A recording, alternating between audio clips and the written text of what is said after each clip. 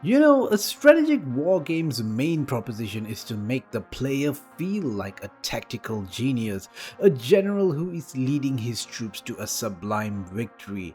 And no other strategy game series has done this for me other than Total War. And this game, ladies and gentlemen, began my love affair with this series. The irony is, Shogun Total War was supposed to be just a standard RTS game. You know, think Command and Conquer and the likes. A top-down view, you control your samurais. It was initially entirely in 2D. And yes, I would have loved to have seen what that game would have looked like. And I doubt anyone in Creative Assembly today might have a piece of that early Shogun game. But someone in CA said, wait, let's move the camera behind the general and using a new 3D engine. And the rest was history. The Total War series was born out of a simple move of the camera. Okay, it's not so simple, right? Since they needed to build a 3D engine that gave you varied terrain types and set the scene for some hot Sengoku Jidai battles. Shogun Total War was very much a game that was driven by its 3D battle engine with 2D units. This was the core part of the experience. It was later in development when Creative Assembly added a campaign to add context to the battles, to hold everything together. Now, every time I boot up this game and even its modern sequel, Shogun 2, I've always been a fan of picking the Shimazu clan. It was easy, straightforward, just move in a single direction up Japan. I didn't have to worry about enemies from many directions. Yeah, you could say that this was the noob-friendly faction, I suppose, but in Shogun Total War, I would take any advantage over the AI, which can be pretty surprising. Generally, the Total War series has made things easier for you in terms of building up massive armies, replenishing them, and the logistics of moving them about. But you know, Shogun Total War was the first Total War game. It was pretty much the proof of concept. So you're building only one unit per turn, you manually move them into armies to reinforce them, and yes, there is no auto-replenishing of troops. You'll have to move them into regions with a training facility that allows you to retrain the units in question. It was all rather cumbersome, and if you've not played Shogun Total War or Medieval Total War, you would find this rather annoying. Oh, and looks like I got surprised by the AI here and will have to reload the game. I'd rather not take this war, which looks pretty bad to me.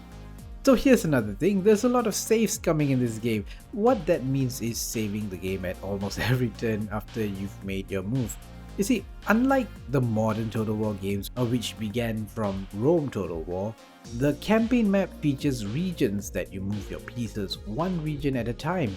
It takes one turn for them to get to the neighboring region. So there's no advance warning if an enemy decides to visit your region. You can't be too aggressive in your approach in Shogun Total War. You'll need to be a bit more careful. You need to secure your borders or secure alliances to keep them somewhat safe. I said that there was no advanced warning of an attack, but that was actually a lie. There was some information thrown at you sometimes. You'd get a message that an enemy planned to attack you in a number of seasons. It was merely a message with no other details. You need to build border towers and use shinobis who were spies in this game to get these random info. And the thing that sucked, or at least back in those days, I thought it was rather cool. The info can be quite unreliable. I believe this was also mentioned in the game manual, since info on enemy attacks were based on gossip, what people talked about. It could also mean it's not all that accurate. They used this to make it seem more realistic. I know you might think that this was dumb, but at the time I kinda liked it that there was this vagueness and or uncertainty with these info.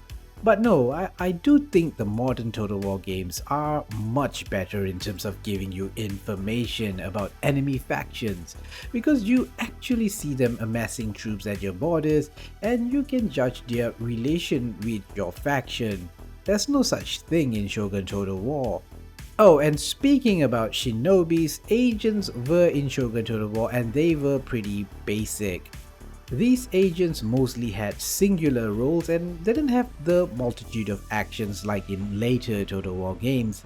The thing that distinguished the early Total War games were the agent mission videos, which many were pretty funny and was missed by some when Rome Total War dropped them, and then brought back by popular demand in Medieval 2 Total War. Sure, some of the videos got repetitive over time. It's something fun to watch the first time, so I understood why CA didn't focus on these later on. Okay, so I'm taking out the Imagawa faction now, which means I will have to attack this castle and take out the pathetic Yari Ashigaru defending it. Our battles in Shogun Total War were a much slower affair. Your troops moved really slow. It was a much more tactical affair. And units, once they engaged the enemy, you couldn't control them anymore. You know, a lot of times that would happen. There was a more methodical approach to battles. Formations actually meant something. Even though the few formations available honestly sucked, a lot of the old-time Total War players did not like the battles in Rome Total War when the game first launched. I specifically remember people saying it felt too arcadey with units that ran like Olympic sprinters.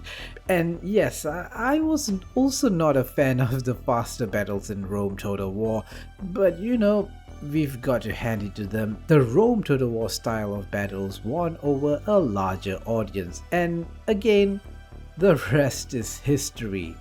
Oh yeah, and have you ever experienced the enemy army retreat from the battlefield without even fighting or being attacked upon?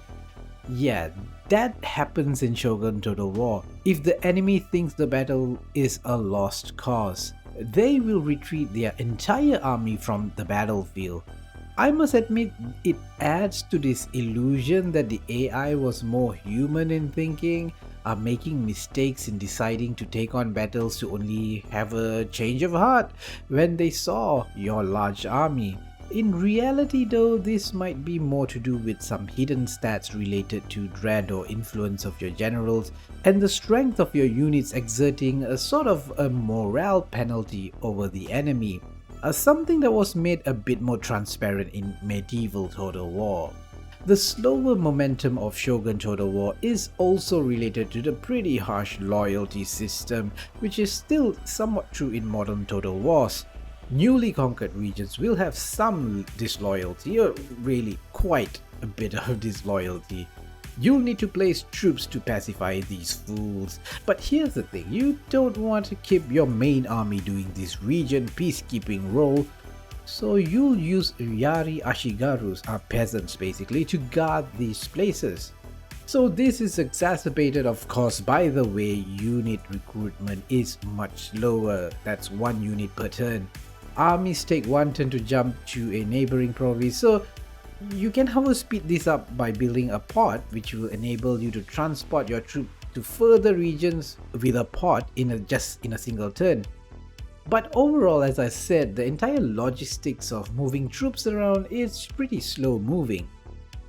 Lord Mori, my dishonorable ally, decides to break our alliance and attack me. One of the frustrating things in Shogun Total War is how dependable allies were.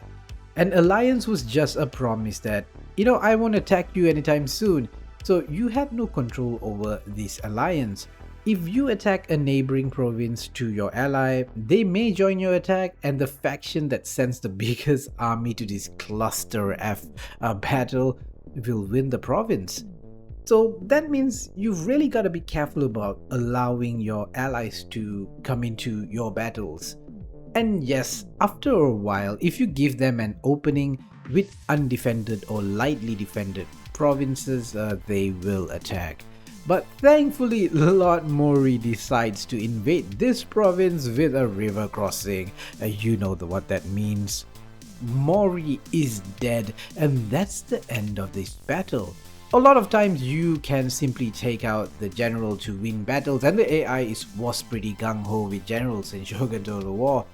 Also, add to the fact that generals could be any unit, a spearman or Yari samurai to archers. Generals are not units that the AI would necessarily keep behind their lines, which means advantage Team Human.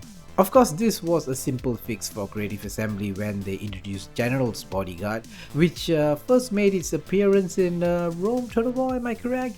Yeah, Generals evolved a lot with Rome.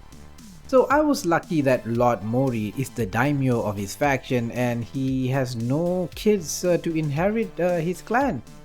So the clan crumbles into minor rebel factions who will not mount attacks on my region. Oh no, ladies and gentlemen, this was no luck. This was my sheer genius to have planned this move to destroy the backstabbing Mori clan.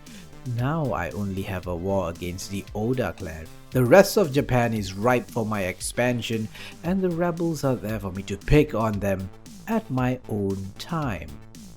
As I said, Shogun Total War was the proof of concept for all other Total Wars to come. There was a basic formula here that has worked for the series for over 2 decades now. This is also quite a different game from any Total War game from Rome Total War onwards. If you'd ask me if it's worth to play Shogun Total War today, I would say no. You're better off playing Medieval Total War, which is a much improved and expanded version of this type of classic Total War formula. Although to be honest with you, the sheer massive scope of Medieval Total War also made it obvious that it had issues that are at the core of the game. But that's something I'll get into my next Total War video. I plan to do this retrospective video on all the Total War games and maybe even the Total War Saga games. So don't forget to attack that subscribe button and stay tuned for more. I did a video on the entire Total War series. It's a quick rundown of all of them, yes, including the first Shogun Total War. Think of it as a preview of upcoming videos, as I will be dissecting a bit more on each Total War game individually. Go check out this video here. Thanks for watching and farewell, noble friends.